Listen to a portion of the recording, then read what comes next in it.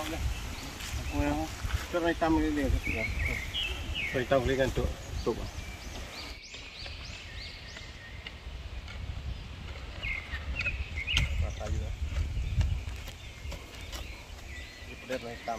Jadi lubangnya bang harus besar emang ya untuk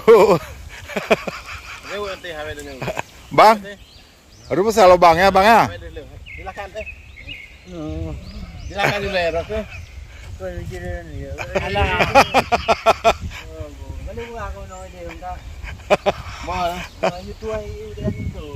Oh, pekerjaannya untuk tanam durian memang lubangnya harus besar bang ya. Nah, ini durian apa namanya?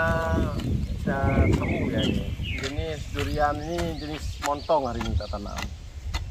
Ya, jadi durian ini kita perlu gali lubang yang agak lebar, agak dalam. Karena tanah dalam tebah ini padat, dia tidak berbatu tanah agak liat ya. Jadi harus lebar, kita masuk tanah hitam yang lain, tanah hasil bakaran. Kemudian taruh pupuk sedikit supaya keluar akarnya cepat, penuhan cepat. Target kita buah 2,5 tahun sudah bisa keluarkan buahnya bunga. Oh iya. Itu dia. Nah, ini. Masih.